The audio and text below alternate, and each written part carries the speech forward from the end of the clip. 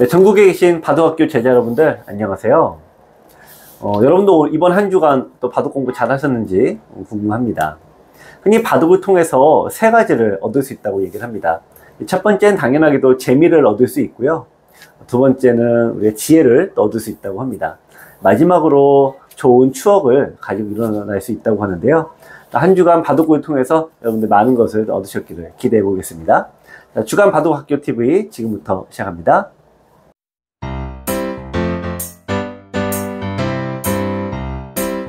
네, 이번 주에도 여러분들께서 많이 질문들을 주셨어요. 같이 알아보도록 하겠습니다.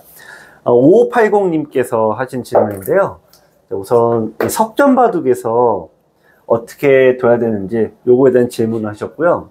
자, 그 다음으로 이제 중요한 질문은 지금 이 소목을 뒀는데요. 석점 젖바둑에서 쓰는 정석은 특히 소목에서 어떻게 쓰느냐 5580님이 하신 질문입니다. 이 석점과 이 정석을 좀 묶어서 설명을 드리도록 하겠습니다. 자, 우선 이 석점을 먼저 좀 설명을 드릴게요. 이 석점에서 가장 큰 어려움은 이 넉점 때까지는 다 나의 깁니다. 그래서 어느 정도 이제 이 네 군데 특히 변만 좀 신경 쓰시면은 웬만큼 드실 수가 있습니다. 그런데 석점과 두점은 좀 다르죠. 우선 두점 같은 경우에 상대가 이제 뭐 화점이든 소목을 두고요. 또 내가 뭐 어딘가 둘 겁니다. 또 반대로 석점도 마찬가지죠. 어쨌든 백이 한쪽 비를 차지하니까 두점과 석점은 좀 엇비슷하다고 볼 수가 있습니다. 석점 바둑에서 넉점까지 보시면요. 이쪽과 이 아래쪽 두 군데는 넉점과 똑같습니다. 별 이제 분리될 게 없죠. 그런데 우리가 맞바둑에서 이쪽을 두는 건 좀 다르죠. 그래서 이쪽 정석을 어떻게 쓰느냐 요거부터 보실 텐데 이게 석점임을 감안해서요 간단하게 할 수 있는 방법이 있고 좀 어렵게 할 수 있는 방법이 있습니다. 우선 얘가 난이도가 있어요. 난이도.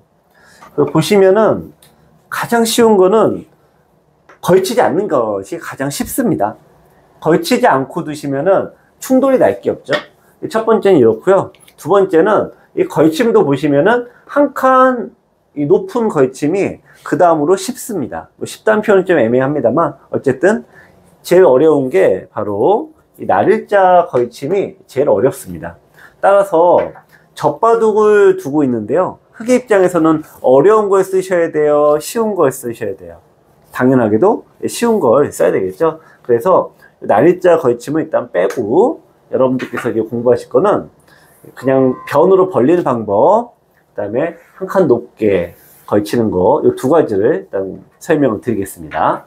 자, 우선 제가 제일 많이 일단 추천해 드리는 거는요, 일단 걸치지 말라예요.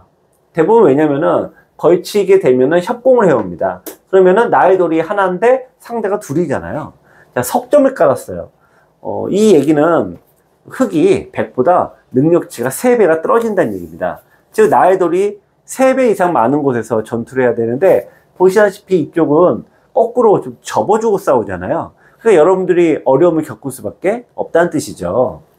따라서 제일 쉬운 방법은 걸치지 않는 것이다 이거고요. 그리고 상대가 굳히는 경우보다는 벌리는 경우가 많습니다.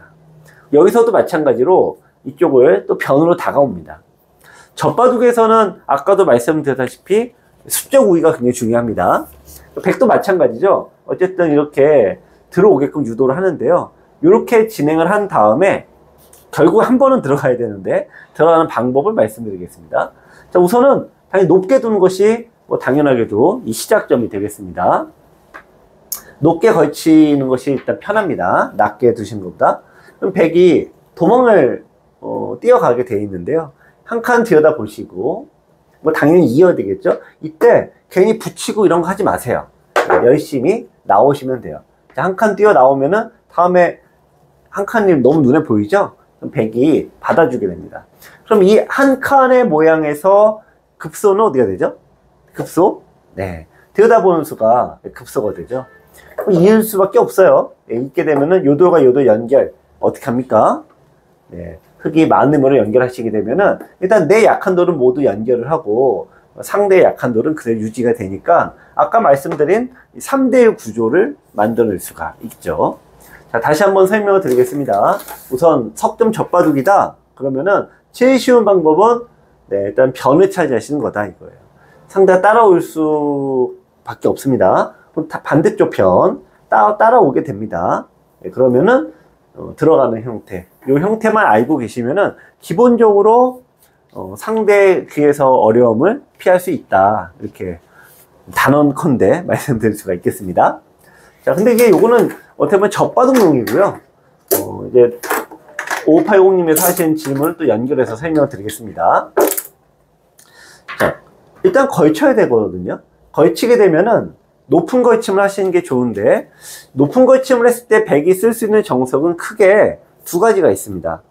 아마 여러분들께서 많이 보신 것 중 하나는 붙이고 느는 정석. 이게 가장 쉽죠. 흑의 입장에서는 가장 쉽습니다.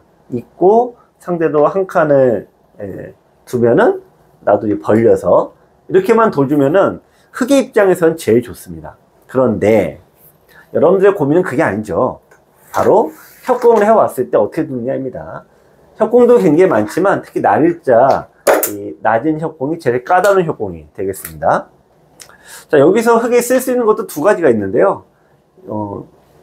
어려운 게 있고 쉬운 게 있어요. 항상 쉬운 것부터 여러분도 오해하실까봐 미리 말씀드리는데요. 쉽다고 손해, 어렵다고 뭐 이득 보고 그런 거 아닙니다. 정석이 한 갈래에 불과한데 우선은 쉬운 것부터 이렇게 익히신 다음에 그 다음에 어려운 걸로 가시는 게 맞습니다. 쉬운 건 뭐냐면은 이 마늘모 두시는 거예요. 이 마늘모를 둔 다음에 두 가지만 기억하시면 돼요. 우선 백이 이쪽으로 받아주는 경우가 있습니다. 그러면은 여기를 어떻게 두느냐? 어떻게 둘까요? 네, 날일자로 두시는 거예요. 상대를 잡으려고 하지 마시고. 그럼 이렇게 날일자로 빠져나오게 되는데요. 이렇게 마늘모 두고 밀게 되면은 한 칸을 띄어서 이런 식으로 두어서 상대를 밑으로 가둬 놓는 겁니다. 이 자체가 유리한 겁니다.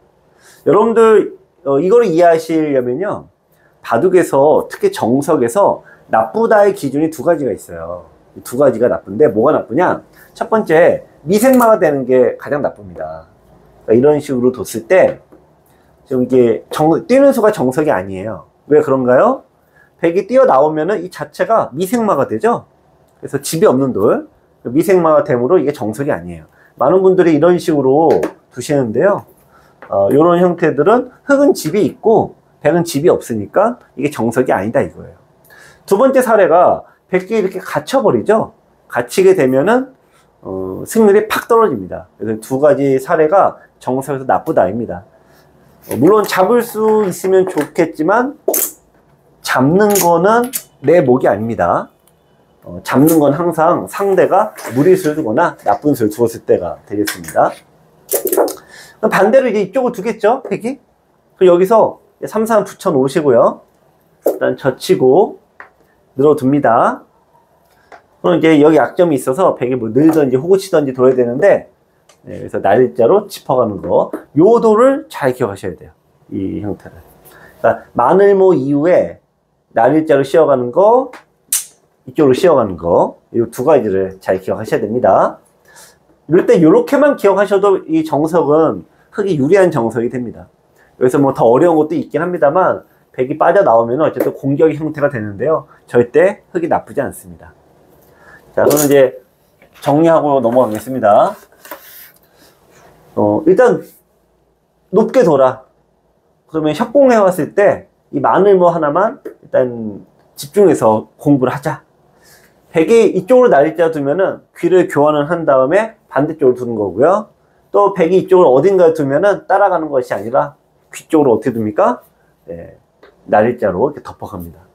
자, 우선 이 정석이라는 거는 뭐 배우려고 그러면 한이 없고 너무 많이 있는데요. 우선 너무 많이 하시면 또 이게 굉장히 머리가 아프니까 여러분들 이 핵심 되는 거 하나 일단 기억하시고요. 또 다음에 난 또 이런 게 어려웠던데 혹은 또 이런 게 궁금하던데 그러면은 다시 질문을 주시면 되겠습니다. 자, 5580님의 질문은 여기까지 하고요. 또 다음 질문으로 넘어가겠습니다. 자, 다음 질문은 3024님의 질문인데요. 우선 또 한 칸 높은 걸침을 했고 협공을 했습니다. 여기서 이게 붙이는 수가 제일 나빠요. 이수가 제일 안 좋은 수인데 상대가 붙여갖고 젖혔습니다. 요거는 전에도 저번 주에 한번 설명드린 적이 있는데요. 여기서 이제 흙이 요걸 하나 치받고 백이 늘게 됩니다. 그래서 여기를 이제 하나 밀어 놓고요.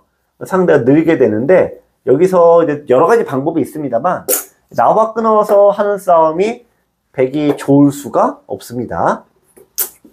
이렇게 딱 끊어 놓으면은 요 돌이 일단 자충 때문에 한 칸 뛰셔야 되는데 저번 주에 했던 질문이 여기 있죠.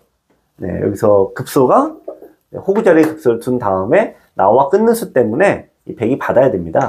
받으면은 이쪽을 따라가시는 게 아니라 반대쪽으로 한 칸 띄어서 석점이 갇힌다라는 겁니다. 아까도 잠깐 말씀드렸죠. 네, 나쁘다의 기준이 두 개라고. 미생마가 되거나 돌이 갇히는 게 나쁘다. 근데 두 개가 결합이 될 수가 있죠. 그러니까 지금 백돌 세 개는 미생마인데다가 갇혀버렸잖아요. 거의 잡히기 직전까지 간 겁니다. 백이 제일 나쁜 겁니다. 근데 우리가 이제 바둑 공부를 하시다 보면은 자꾸 까먹어요. 이게 어쩔 수가 없습니다. 이 바둑의 어려움이죠. 요걸 치받고 미셔야 되는데 그냥 미셨어요.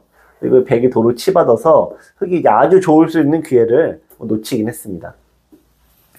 자, 여기가 이제 늘었을 때 어떻게 둬야 되냐가 이제 3023님의 질문입니다. 일단 흙 1이 잘못된 수임은 맞고요. 백이 치받고 흙 4로 늘었는데, 여기서, 흙의 다음 수는 어디가 좋나요? 라는 것이 3023님의 질문입니다. 설명을 드리겠습니다. 네, 지금 이제 판에 보시면요. 여러분들께서 이제 보실 때 급소가 일단 보이셔야 돼요. 자, 보세요. 백이 늘었죠? 흙의 백의 모양의 급소는 어디가 있죠? 네, 아마 여러분들께서 이 수를 떠올리셨다면은 그래도 바둑두는 눈이 있네. 이런 식의 표현을 들으실만 합니다. 급소가 보여야지 두는 거니까요. 자, 그런데 실은 이것도 보여야 되지만 먼저 또 보이셔야 되는 게 있어요. 자, 우선 이거 하나 표시 기억해 놓으시고요. 두 번째는 항상 점이 기본 급소입니다. 여기도 당연히 좋은 자리이고요. 급소입니다. 자, 항상 점 잘 기억하세요. 변은 또 몇 개예요? 두 개죠? 따라서 이쪽도 이제 점이 남아있지 않습니까? 이쪽에 두는 것도 좋은 자리입니다. 자, 그렇다면은 지금 세 군데 좋은 자리가 있는 거예요. 흙은 어디를 먼저 두셔야 되나요? 네. 이 공격의 급소는 눈에 가장 빨리 보입니다. 그러나 초반은 공격을 먼저 하는 곳이 아닙니다. 어디 먼저 두셔야 되냐? 네, 변으로 먼저 벌리셔야 돼요. 따라서 뭐 여러 가지 있습니다만 일단 이 돌이 약하죠? 두 칸을 벌리는 게 정수입니다. 그 다음에 이제 흙이 또 둔다. 그 다음에 두나요? 아닙니다. 역시 또 변을 먼저 둬야 됩니다. 이렇게나 이렇게요. 그러면 이제 백이 또 다른 데 둔다. 마지막에 두시면 되겠습니다. 자, 그러면은 아마 여러분들께서 아니 내가 여기 두고 여기 둔 사이에 상대가 지키면 어떡하나요? 지키면 어떡하죠? 네. 근데 여러분도 수비하는 거 별로 안 좋아하시잖아요. 왜 그렇죠? 지키는 거는 기본적으로 집이 안 됩니다. 공배이고 후수잖아요. 그래서 뭐 수없이 많이 듣는 얘기이긴 합니다만 이 수비수는 잘 안 두게 됩니다. 따라서 한 번 참고 두 번 참고 이제 세 번째 둬도 기회가 온다 이렇게 볼 수 있는 거죠. 근데 대부분 이게 다짜고짜 여기 둡니다. 그래서 이 3023님도 여기를 언제 두느냐. 네. 우선 바둑 공부는 이제 순서가 있습니다. 첫 번째, 일단 이게 급소인 걸 아셔야죠. 이게 급소인 걸 알아야지 뭐 다음에 진도가 나가던 말든 할 거 아니겠습니까? 급소가 어디 있는지, 그러니까 이 수가 왜 좋은 자리인지 그걸 아는 게 공부의 첫 번째 단계입니다. 두 번째는 이거 말고 다른 거는 왜 안 되는지. 가령 이렇게 두는 건 왜 안 되죠?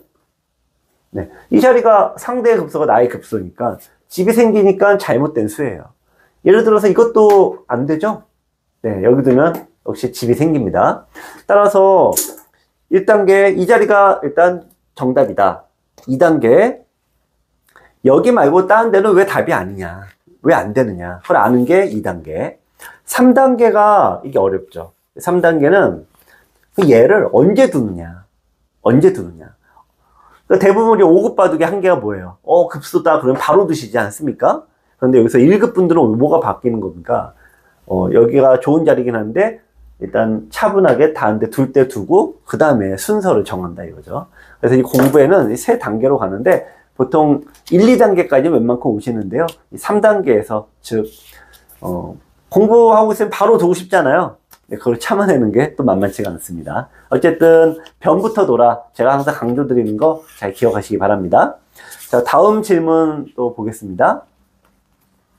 자, 다음 질문은 이제 167 하나님이 또 하신 질문인데요. 같이 한번 볼까요? 흙이 날일자, 백이 날일자로 걸쳤습니다. 이제 마늘모 굳힘을 하고요. 백이 두 칸을 벌렸습니다. 자, 굳힘 정석을 쓰는 이유는 뭐라고요? 상대 공격하려고? 아닙니다. 상대가 두 칸을 벌릴 때 서 빼고 다른 곳을 두려고 사용을 하는 겁니다. 자, 장면도는 여기인데요.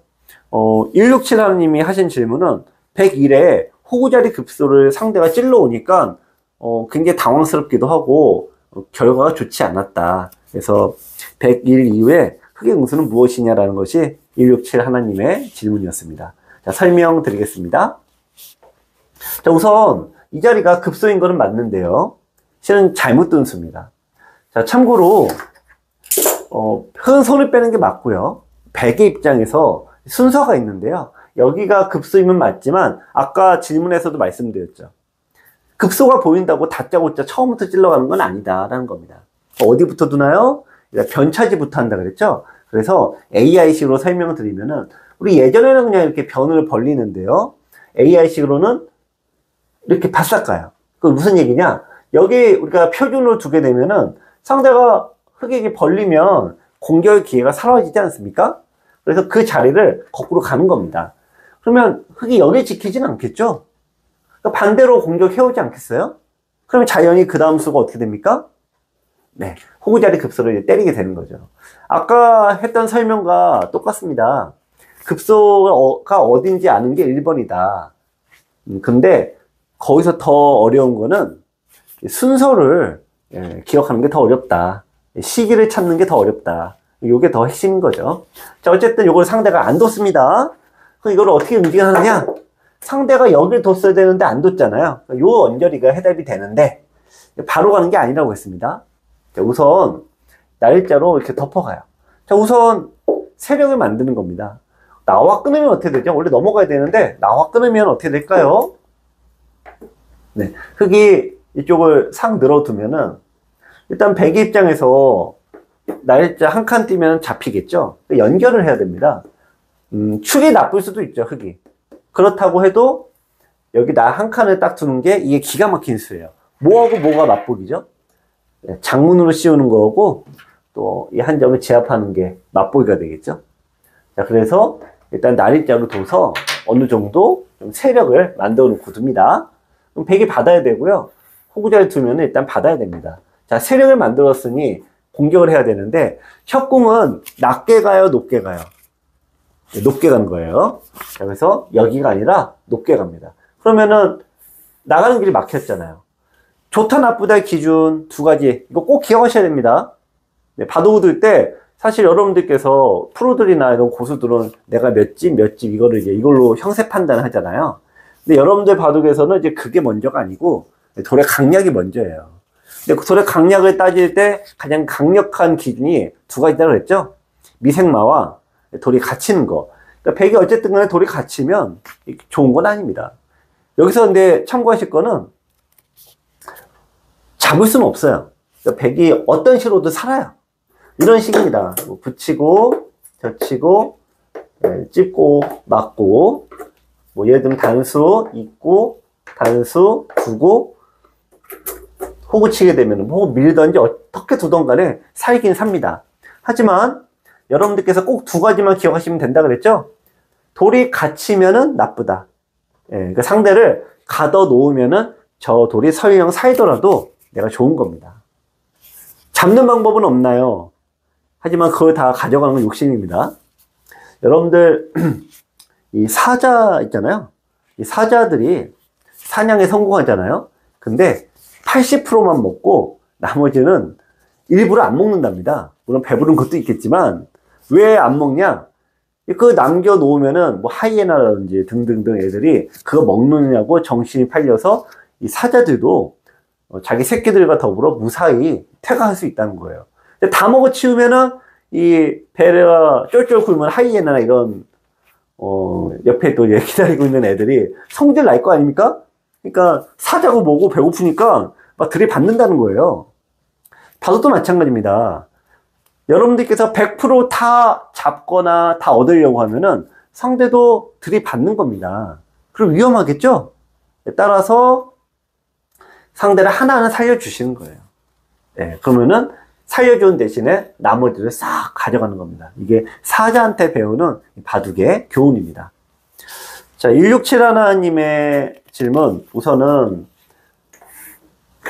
이 날일자로 두신 다음에 씌어가는 거 일단 이렇게까지 기억하시면 될 것 같습니다. 자, 다음 질문 설명드리겠습니다. 자, 다음 질문은 이제 4027님의 질문인데요. 4027님은 고장에 한번 오신 적도 있어요. 그래서 아직 고급자라고 말씀드리기는 어렵지만 바둑을 아주 좋아하시고 많이 즐기시는 분입니다. 우리가 1단계, 2단계, 3단계, 4단계 그래서 1, 2, 3, 4학년 이렇게 운영을 하는데 1학년까지가 대략 타이잼 치면 3급이에요. 바둑으로 치면 7급입니다. 기본선. 5급 때까지, 2학년 수준 때까지 제일 많이 나오는 현상이 뭐냐. 초반 70수에서도 많이 말씀드렸지만, 벌리면 무조건 들어온다. 고수들은 이쪽으로 거의 치는데요. 7급, 5급 때까지는 벌린 쪽으로 무조건 들어옵니다. 이게 하수의 시하고 하수의 한계이기도 합니다. 자, 어쨌든 이게 책에 나온 대로 마늘무 붙이고, 늘고, 한 칸으로 굳혔습니다. 참고로 이건 날일자가 아니라 한 칸이 맞습니다. 왜요? 자, 날일자는 실리고요. 한 칸은 공격입니다. 자, 지금은 협공이 돼 있잖아요. 그러니까 공격을 선택하는 게 맞죠. 근데 만약에 이렇게 돼 있다? 그럼 공격하지 못하죠? 따라서 지금은 낮게 두는 게 맞고요. 근데 지금은 어쨌든 잘 두셨습니다. 자, 4027님의 질문은요. 그러니까 흙이 한 칸 굳힘을 한 이후에 백이 A로 두거나 그보다 더 난감한 거는 꼭 두시는 분들이 B에 붙여서 싸움을 해온다는 거예요. 이 두 가지 경우 때 흙은 어떻게 둬야 되는지 이 두 가지를 물어보셨습니다. 네, 4027님의 질문인데 설명 드리겠습니다. 자, 보시면은 우선 돌이 두 개가 있잖아요. 그래서 얘가 이제 3칸 벌릴 수 있는데 미리 흙이 와 있으니까 지금 이제 A 거부터 볼게요. 2개밖에 못 벌렸어요. 자, 그러면은 일단 막아야 되는데 막는 게 두 가지가 있습니다. 변 쪽으로 막는 게 있고요. 변 쪽으로, 이게 변이죠? 중앙 쪽으로 막는 게 있어요. 상대적인 겁니다. 중앙 쪽으로. 자, 변이 먼저입니까? 중앙이 먼저입니까? 답은 뭐 명쾌하죠? 변부터. 따라서 우리가 이런 기준, 바둑은 항상 어렵다 하면 한이 없는데, 바둑에 또 이게 기제라는 게 있지 않습니까? 별거 아닙니다. 바둑의 기제라는 거는 어떤 배운 원리를 가지고 적용을 잘하는 걸 얘기하거든요. 그러니까 아무리 내가 바둑이 무궁무진하더라도 기본적으로 원리가 바뀌진 않아요. 여러분들 꼭 기억하셔야 되는 것 중에 하나가 뭐냐면은 변부터. 네. 아까 급소 얘기도 했죠. 급소 때리기 전에도 일단 변부터. 내가 수비를 할 때도 일단 변부터. 네. 지금도 마찬가지예요. 막는 것도 변부터. 네. 일단 변부터 두시면 됩니다. 백이 그러면은 2선으로 두는 경우는 쉽습니다. 자, 3선은 변인데요. 2선은 변이 아니라고 그랬죠? 그러면 이제 여기서는 중앙으로 때려서 이거는 상대가 일단 5급 바둑에서는 이거를 이렇게 거의 받아줍니다. 그리고 이것도 끊긴 것 때문에 죽는 거 있잖아요. 5급 바둑은 다 받아요.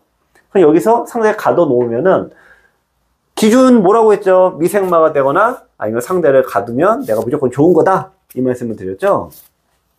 따라서 이 흙이 무조건 좋은 겁니다. 사이고죽구는 그건 내가 잘하고가 아니에요. 상대가 얼마나 못하냐로 결정되는 거지 내가 잘 둬서가 아닙니다. 2선에 가는 거는 뭐 쉽고 문제는 밀어 올렸을 때입니다. 밀어 올리면 두 가지 방법이 있는데요. 느는 방법이 있고 때리는 방법이 있습니다. 정답은 뭘까요? 사실 늘어도 되고 때려도 됩니다. 그거는 흙의 선택이니까요. 두 점이 나란히 돼 있는 형태를 두 점 머리라고 하죠. 머리를 빵 때리면은 일단 흙이 무조건 좋습니다. 여기서 이제 백의 선택은 두 가지인데요. 일단 대부분 이건 기력과 상관없이 대부분 여기를 젖힙니다. 따라서 여러분들도 이렇게 두시면 될 것 같고요. 2단 젖혀요.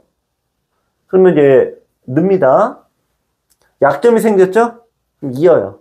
그럼 일단 백이 안에서 사이긴 사는데 이게 사이더라도 흑이 반대쪽 변과 중앙을 가져가니까 흑이 굉장히 유리하다. 이렇게 보시면 되겠습니다. 이 자체가 유리한 겁니다. 잡은 방법은 없나요? 그런데 잡는 건 항상 말씀드리지만 상대가 잘못되어야지 잡는 겁니다. 근데 제가 이제 여러분들이 많이 하시는 질문 중 하나가 사모님한테 배운 대로 상대가 안 둬요 그러거든요. 바둑의 수는 무궁무진하니까 제가 그것까지 다 할 수는 없죠. 하지만 이거 하나는 기억하시면 좋을 것 같아요. 여러분들이 일단 저의 강의를 통해서 일단 정답을 알고 두시는 겁니다. 그럼 일단 정답을 일단 기억해 놓으면은 상대가 다르게 뒀습니다. 그러면은 여러분이 못한 겁니까? 상대가 잘한 겁니까? 못한 겁니까? 당연히 상대가 못한 거죠. 그럼 자신감을 갖고 두시면 돼요. 아, 상대가 지금 정답이 아닌 걸로 가고 있어. 나는 물론 배운 대로 똑같이는 안 나와도 어쨌든 내가 옳은 선택을 하고 있는 거야. 이렇게 자신감을 갖고 계시면 돼요. 근데 실제로는 반대더라. 실제로는. 상대가 정석대로 두지 않으면 당황해서 어쩔 줄을 몰라 하더라. 따라서 여러분들도 일단은 이걸로 기억하시면 되겠고요. 붙이는 것도 볼게요. 붙이는 거는 두 가지인데 이것도 마찬가지예요. 우선 젖히는 게 두 가지가 있어요. 일단 지금 이제 4027님이 7급 1학년 수준의 분이니까 거기에 맞춰 설명을 드릴게요. 어느 쪽으로 젖힙니까? 나의 돌이 있는 쪽으로. 항상 나의 돌이 있는 거예요. 여러분들께서 기력의 문제가 아니라 이건 바둑을 어떻게 배우냐의 문제입니다. 어떻게 배웠냐의 문제이기도 합니다. 우리가 여기 두면 여기만 쳐다보잖아요. 근데 제가 설명을 드릴 때 항상 옆에 누가 있나요? 옆에 누가 있나요? 이렇게 물어보죠. 그러니까 그게 습관이 되다 보면은 여러분도 그렇게 하실 수 있습니다. 그래서 내 돌이 있는 쪽으로 고르시는 거고요. 백이 자 끊으면 어떻게 두죠? 자 끊으면 늘어라. 뭐에 늘어요? 일선에 가까운 쪽으로 늘어라. 어떻게? 네, 그냥 늘고 상대도 이렇게 잡히잖아요. 그러니까 상대도 늘어요. 그러면은 축으로 잡아서 좋고 만약에 축이 안 되는 경우도 있죠. 하지만 늘게 되면은 자 오늘 젖바둑에서 무슨 얘기를 했어요? 석점을 까는 형태에서 수적 우위가 굉장히 중요하다. 근데 그게 젖바둑만의 얘기는 아닙니다. 모든 바둑에 중요하게 적용이 되죠. 백이 움직이겠죠? 근데 백이 흑이 하나, 둘, 셋, 넷, 5개예요. 백돌이 하나예요. 5대1 싸움이에요. 그 움직이는 쪽이 잘못이죠? 여러분들 그런 싸움은 두려워하시면 안 된다. 그 얘기예요. 백이 그냥 늘었습니다. 늘면 어떻게 둬요? 네, 그냥 이해하시면 됩니다. 그럼 대부분 여기를 밉니다. 그러면 딴 데 두셔도 되지만 또 똑같은 이치가 되겠죠? 자, 그래서 바둑은 모양이 바뀌긴 하는데 결국은 거기서 거기더라. 네, 아까와 비슷한 모양이죠? 네, 그래서 한 가지 형태로 약간 이게 조금 달라지는 부분이 있습니다만 거의 대부분 비슷한 모양을 띠게 됩니다. 이 모양에서 또 수두룩하게 굉장히 많은데 하나만 더 말씀드리면 이게 한 칸 띄는 게 정수긴 한데 붙이지 마세요. 차렷하고 상대가 도망을 가면요. 뭐부터 하라고? 항상 변부터 차곡차곡 차지하시면요. 상대가 이제 2선을 두는 사람도 있고 중앙을 나가는 사람이 있어요. 이 정도 되시면은 또 변 차지하시고 네, 이런 식으로 차곡차곡 쌓아가시면 되겠습니다. 자, 4027님의 질문 여기까지 하고요. 4027님이 또 바둑 외적으로 질문을 하나 하셨는데 아까 살짝 말씀은 드렸습니다. 열심히 공부를 하는데 상대가 정석대로 두어주지 않아요. 눈물을 펑펑 흘리고 계십니다. 자, 이거에 대해서도 설명을 좀 드리겠습니다. 여러분들께서 제일 많이 하시는 질문 중에 하나가 지금 4027님이 하신 상대가 배운 대로 두지 않아요 라는 질문을 제일 많이 하세요. 아까 사실 많이 다 답변 드리긴 했네요. 바둑의 경우의 수가 무궁무진합니다. 그리고 우리가 얼마나 같이 배워도요, 같은 형제라도 다 다르지 않습니까? 똑같은 걸 배워도 바둑도 마찬가지예요. 두는 사람마다 다 다릅니다. 그래서 정석대로 두지 않아요 라는 얘기는 너무나도 사실 당연한 얘기입니다. 그걸 속상해 하시면 안 됩니다. 아까도 잠깐 말씀드렸죠? 정석대로 안 뒀다. 즉, 배운 대로 안 뒀다라고 하면 누구 잘못이라고요? 상대 잘못이라고. 그러면은 기뻐하셔야죠. 상대가 지금 나쁜 쪽으로 빠졌구나. 나는 올바른 길로 가고 있구나. 네, 그래서 자신감을 더 가지셔야 됩니다. 그리고 정석대로 안 두는 시기는 언제까지냐? 네, 4급, 5급 때까지. 4, 5급 때가 제일 정석대로 안 두다가요. 3급이 되면은 여러분들 배운 거 그대로 다 사용이 됩니다. 네, 그래서 걱정 안 하셔도 됩니다. 네, 다만 아까도 말씀드렸다시피 5급 때 제일 따라서 두질 않으니까요. 그건 좀 어쩔 수 없다라고 봅니다. 그러면 어차피 상대가 정석대로 안 두니까 나 공부 안 해도 되겠네 라는 생각은 하시면 안 되겠죠? 자, 오늘 여러분들 질문 꽤 많았습니다. 갈수록 제가 이제 주말에 주간 바둑 TV 찍으면서 여러분들 질문을 이렇게 녹여서 찍고 있는데 갈수록 좋은 질문과 좋은 의견을 주시는 것 같아요. 여러분들의 많은 참여 부탁드리겠습니다.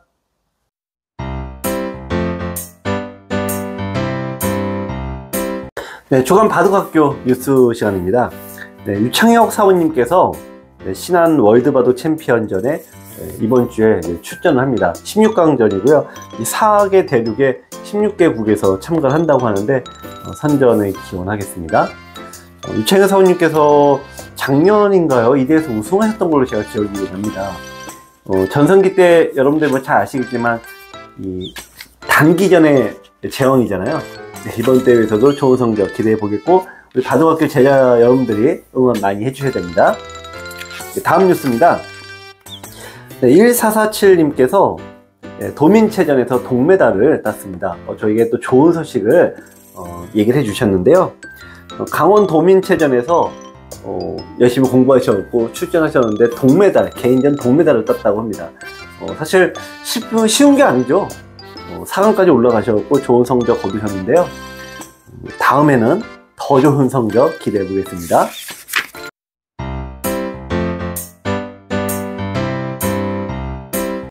네, 이번 주 프로바둑 시간입니다.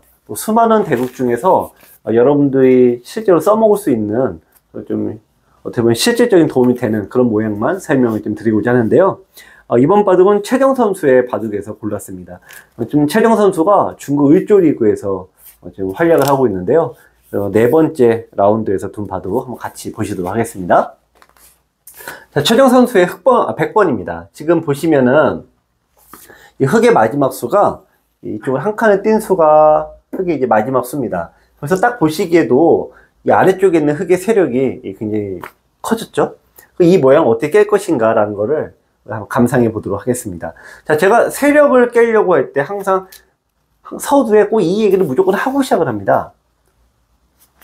여러분들께서 이 두 가지를 기억하셔야 되는데, 첫 번째, 귀는 쳐다보도 보지 마라.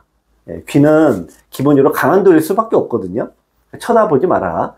그래서 이 변 쪽에 얘가 3선의 돌이 있냐.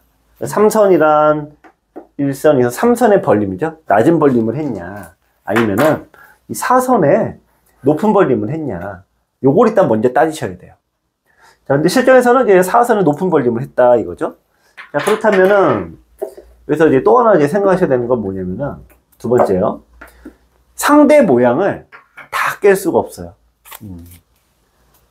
다 깰 수가 없습니다. 이게 진리입니다. 생각해 보세요. 여러분들 베개 입장에서 여기 집 짓고 여기도 모양이 있고 여기도 이제 모양이 있죠. 이렇게 하는 동안에 상대도 여기다 모양을 투자를 했습니다. 그러니까 상대가 둔 걸 인정을 해줘야 돼요. 이 얘가 굉장히 중요한데 많은 분들이 인정을 안 해줍니다. 자, 그래서 어떻게 생각을 하느냐? 너무 푹 들어가는 거예요. 그러니까 지금처럼 강력한 세력이 있을 때 너무 깊이 들어가면은 막혀버려요.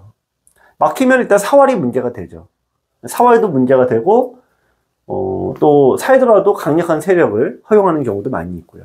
자, 그렇다면은 이 모양에서, 자, 최정 선수는 첫 번째, 귀는 쳐다보지 말라고 했으니까 귀로는 안 뒀을 게 분명하고, 얘가 사선이다. 그럼 사선에 있을 때 어떻게 뒀는지를 감상을 하시도록 할 건데요. 자, 최정 선수의 첫 번째 스타트. 네. 자, 요 형태를 잘 기억하세요. 요 모양. 원래는 이제 좀 세력이 워낙 강해서 그러는데, 보통은 날짜로 두는 게 맞아요. 아까 제가 위험하다 어쩐다 얘기는 했는데, 근데 원리가 그렇다는 얘기고, 여기를 두고, 네, 이렇게 여기를 차렷하거나 지키게 되면은, 뛰어나가는 게 맞아요.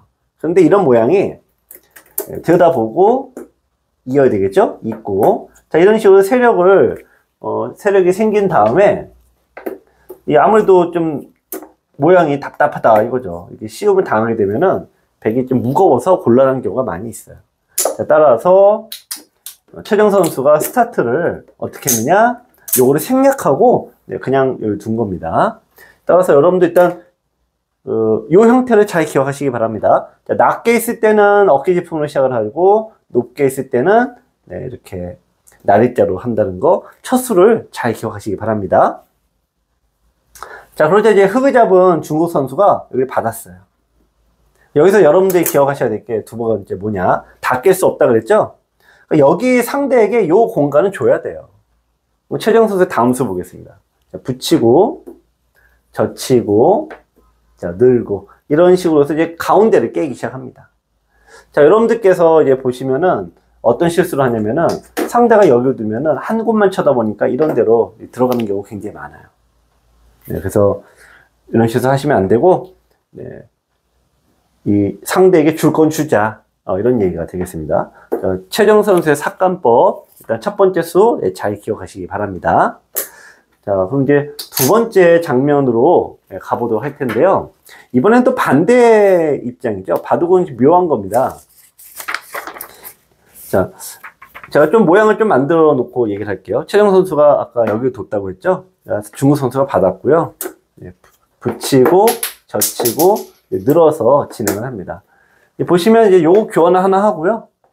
이쪽에 좀 뒀다가 어쨌든 문제 핵심은 뭐냐면은, 자, 바둑에서 흙의 입장에서 보시면요, 이쪽에 자기 모양이 깨졌어요.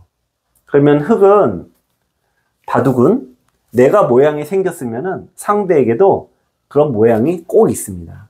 바로 상변이겠죠. 내가 흙의 입장에서 하변의 모양이 생겼죠. 그러면 상변에는 상대 모양이 생기는 겁니다. 원래 바둑이 원리가 그렇습니다. 원리가. 내가 독식할 수 있다 없다? 독식할 수 없습니다. 자, 그래서 자, 이번에 모양의 급소라는 주제로 설명을 드릴 건데, 이 역할이 좀 바뀌었어요. 자, 중국 선수는 상변에 있는 최정 선수의 모양을 어떻게 깼을까? 요거를 같이 공부해 보도록 하겠습니다. 자, 우선 이 바둑에서 이게 참 어려우면서도 이걸 터득해야지 고수가 됩니다.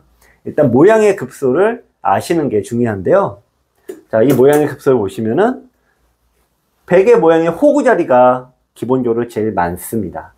자, 급소란 바로 이 자리 얘기하죠. 호구 자리 급소. 백이 끊길 수가 있으니까 이거는 뭐 고민의 여지가 없습니다.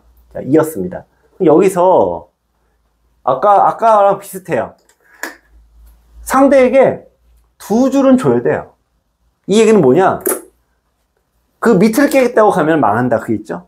여기서도 마찬가지예요. 흙이 만약에 늘어서 이거 통째로 깨겠다. 그러면 망하는 거예요. 백이 이걸 가둬 놓으면은, 자, 이번 주의 주제가 계속 비슷합니다만, 좋다 나쁘다의 기준 뭐라고요? 나쁘다의, 특히 나쁘다의 기준. 네, 돌이 갇히는 게 일단 나쁘고, 미생마가 돼도 나쁘고, 두 가지가 가장 강력한 신호다. 그랬습니다. 따라서 돌이 갇혀버리면은 얘가 일단 살기가 어려워요. 따라서 욕심내면 안 돼요. 중국 선수는 이제 한 칸을 띄어서 일단 빠져나오는 거에 집중을 했습니다. 근데 실은 이것도 원래 백의 세력이 더 강력하다고 하면은 날짜 시움을 해서 굉장히 곤란할 수 있어요. 그래서 이런 모양은 원래 이제 이렇게 두거나 이렇게 두기도 하는데, 어쨌든 지금은 이제 강력하게 버틴 장면입니다. 최정 선수가 바로 공격하지 않고요, 좀 밀어가요. 밀어가는 수는 일종의 성동격서죠. 요거를 하나 받아주면은, 그 다음에 씌워서 흙이 마늘모 두더라도 날일자로 탁 씌워버리면 이제 나갈 길이 없어요. 요게 그래서 필요한 겁니다. 그러자 상대도 이제 그걸 알아서 받지 않고 이렇게 한 칸을 띄웠고, 백이 끊어서 이제 바꿔치기가 됐는데요.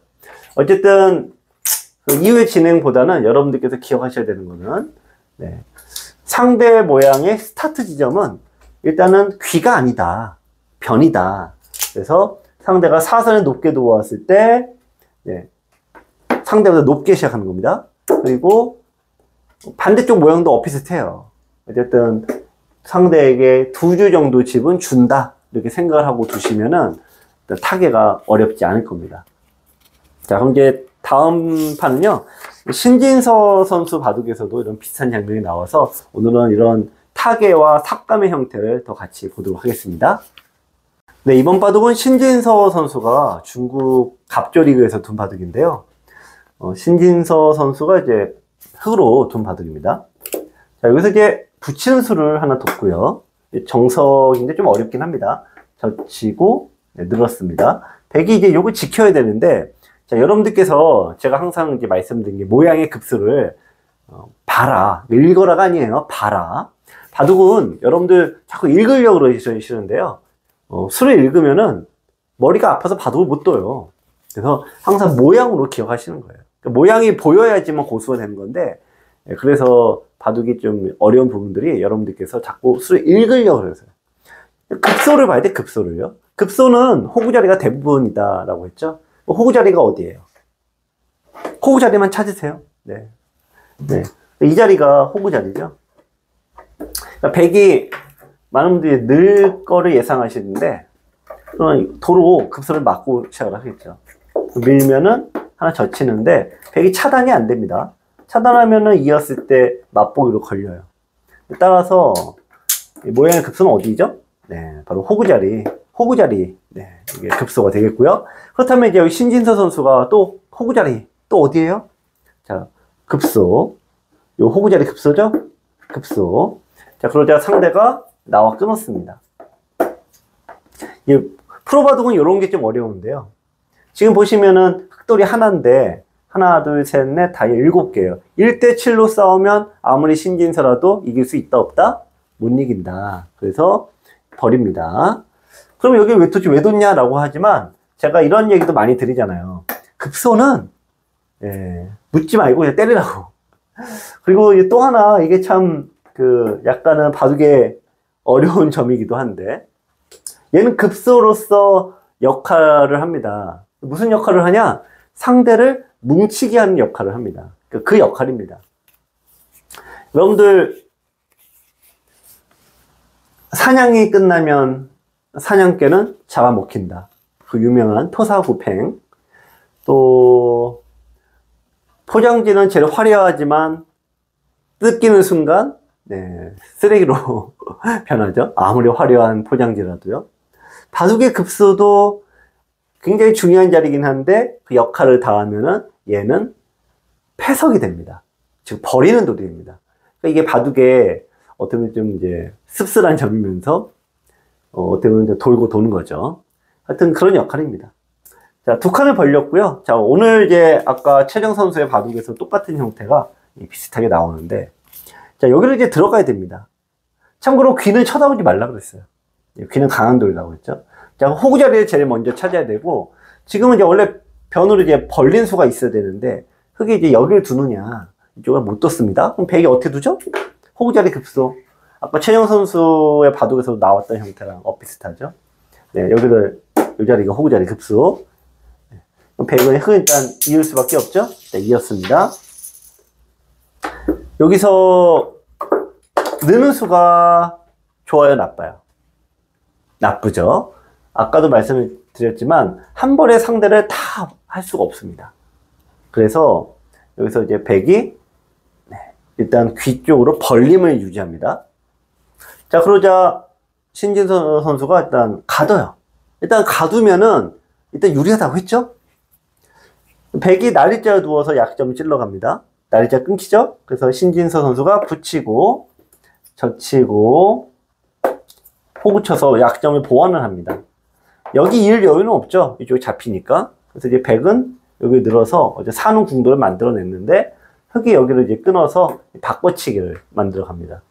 근데 이 모양이 백이 둘, 넷, 여섯, 7집이에요. 6, 4, 8생이라고 하죠. 6집은 잡히는 궁도고 8집은 손 빼서 산후 궁도인데 7집은 얘가 좀 애매해요. 나중에도 보면은 흙이 계속 시달림을 가니까 결국 요 돌이 이제 잡히진 않았습니다만 어쨌든 곤란한 모양이 됩니다. 자, 오늘 프로의 바둑 두 판을 봤는데요. 최정 선수와 신진서 선수 바둑에서 공통적으로 나오는 현상들. 어떤 현상입니까? 상대 모양에 들어갈 때 어떻게 둬야 되는지 요거를 묶어서 설명을 드렸습니다.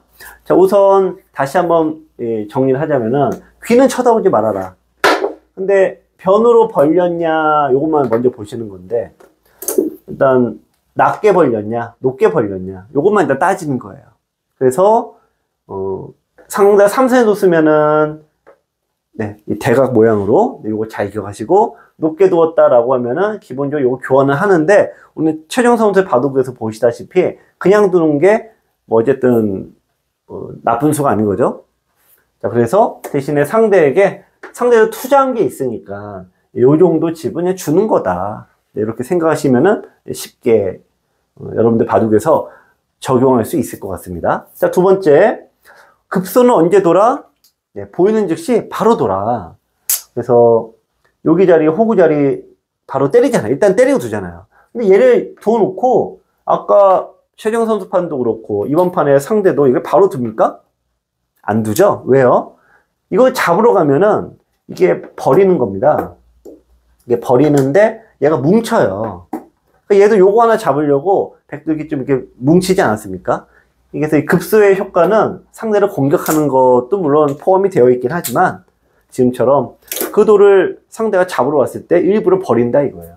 그러면은 그게 또 뭉치면서 상대가 돌이 이제 어떻게 보면 뭉치는 효과를 얻게 됩니다. 그래서 프로의 바둑 여러분들께서 여러분들 바둑에서도 다 나오는 형태니까요. 잘 기억하시기 바랍니다.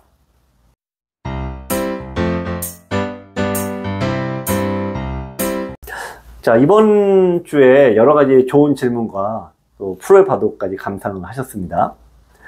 여러분들 우리 러시아의 대문호 톨스토이 아시죠? 네, 톨스토이가 바둑을 둘 줄 알았다는 거 혹시 아세요?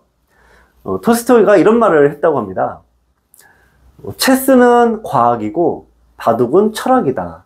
이런 얘기를 했다고 하는데요. 바둑에 대한 이해도가 있으니까 또 이런 얘기를 했겠죠.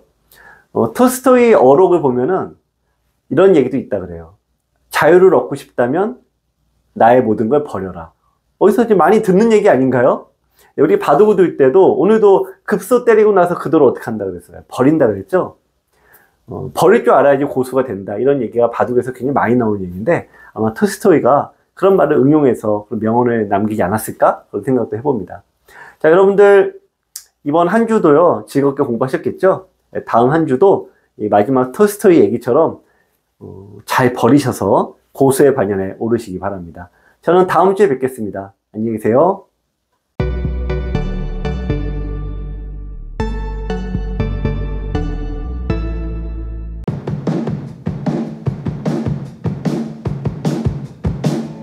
사부님 안녕하세요. 우선 자기소개 부탁드립니다. 네, 여러분 안녕하세요. 바둑 프로 기사 김만수입니다. 이번에 굉장히 새로운 책을 내셨다는 소문을 듣고 찾아왔습니다. 어떤 책을 내셨나요? 네, 4월 20일에 초반 70수라는 새로운 강의로 여러분들에게 인사드리게 됐습니다. 초반 70수는 AI 방식을 만들었다면서요. 구체적으로 어떤 의미인가요? 네, 현대는 인공지능의 시대죠. 근데 인공지능이라는 거는 대량의 데이터를 집어넣어서 핵심을 추출하는 원리잖아요.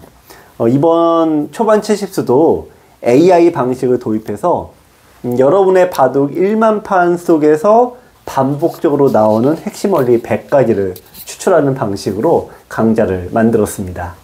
그렇군요. 고생하셨네요. 4단계 수준별 학습은 어떤 뜻인가요? 제가 여러분들 바둑 1만 판을 보다 보니까 대략 4단계로 나누어지더라고요.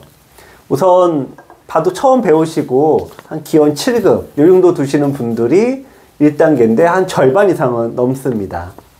그 다음에 이제 7급부터 5급까지라 그러죠. 온라인으로 한 3단 정도 되시는 분들인데요. 요 정도 기량도 한 30%는 더 있는 것 같고요. 흔히 얘기하는 5급 이런 분들도 어떻게 보면 상위 20% 안에 드는 잘 두시는 분들이에요. 흔히 1급이 대단하다 하는데 역시 한 상위 1% 정도가 1급인 것 같아요. 문제는 이렇게 기력대가 다양하다고 보니까 하나의 바둑책 안에 모든 단계를 다 집어넣을 수 없다는 현실적인 문제가 있었습니다. 하지만 바둑 공부는 너무 어렵잖아요. 네. 그래서 현실적인 문제에서 출발을 한 게 바로 이 4단계로 나누는 방식이었고요. 또 하나 추가된 게 여러분들 입장에서 보면은 너무 어려운 거를 많이 하다 보면은 포기가 빨라집니다. 하지만 4단계로 나누어진 부분들을 이렇게 하나씩 시작하시다 보면은 1단계에 계신 7급 이하 분들이라도 충분히 배울 수 있을 것 같지 않을까 이렇게 생각을 해봅니다. 1단계 7급 이하 분들은 여전히 어렵지 않나요? 네, 사실 그런 부분을 제가 굉장히 많이 봤습니다. 흔히 우리가 이게 중도에 포기하는 사람은 이제 수포자, 뭐 바포자 그런 얘기도 많이 하잖아요. 그래서 처음 100개 강의에서 17개 강의를 정말 탄탄하게 기본기를 닦는 이 과정으로 생각해서 여러분들께서 이 기본기만 잘 닦으시면은 포기하지 않고 고수가 될 수 있으리라고 생각을 해봅니다. 그렇군요. 나선형 수업이란 어떤 의미지요? 네, 나선형 수업도 이번에 AI 방식 도입과 함께 제가 나름대로 굉장히 고민해서 만든 수업 방식이 되겠습니다. 대부분의 강좌는 그냥 나열식이죠. 1번부터 10번까지 그냥 쭉 나가는 방식이죠. 볼 때는 괜찮습니다. 하지만 보고 나서 다 잊어버리지 않나요? 나선형 수업이란 같은 원리지만 4단계로 나누어졌다라고 아까 말씀드렸죠. 즉 하나의 수업이라도 4단계에 걸쳐서 반복적으로 수업하는 방식입니다. 같은 주제가 4번 반복되니까 이를 나선형 수업이라고 이름 지었습니다. 초반 70수는 전용 어플 및 홈페이지에서 문제풀이를 겸한다면서요? 네, 기존의 USB 강의는 여러분들이 일방적으로 보시는 한방향 공부하는 방식이죠. 하지만 바둑학교 전용 모바일과 홈페이지에서 나오는 영상과 문제를 보시면 내가 이해를 잘 했는지 아니면 내가 실력이 어느 정도인지 나아졌는지를 확인하면서 이 강좌를 보실 수가 있습니다. 여러분들 이 100개 강좌 더불어 약 2000개의 문제를 푸시면은 정말 바둑이 안 늘 수가 없지 않을까 생각을 해봅니다. 책도 주나요? 아, 그럼요. 책을 좋아하시는 분들 아직도 많이 계시죠? 자, 초반 70수 강의를 구입하시면 어플 이용권과 교재, USB를 배송해 드립니다. 가격이 올랐을 것 같아요. 네, 좀 올렸어야 되는데요. 하지만 기존 가격과 동일하게 역시 9만원입니다. 나름 힘든 결정이었는데 여러분들께서 많이 좀 구입해 주시면 좋겠습니다. 마지막으로 한 말씀 부탁드립니다. 네, 이번 초반 70수 강의는 제 15년 지도 경력의 노하우를 모두 쏟아부었습니다. 또 고민해서 만들었는데요. 한 6개월 정도 고민해서 만든 것 같아요. 여러분들께서 아마 이 강좌를 보고 바둑이 조금이라도 느신다면 큰 보람이 될 것 같습니다. 많은 사랑 부탁드립니다.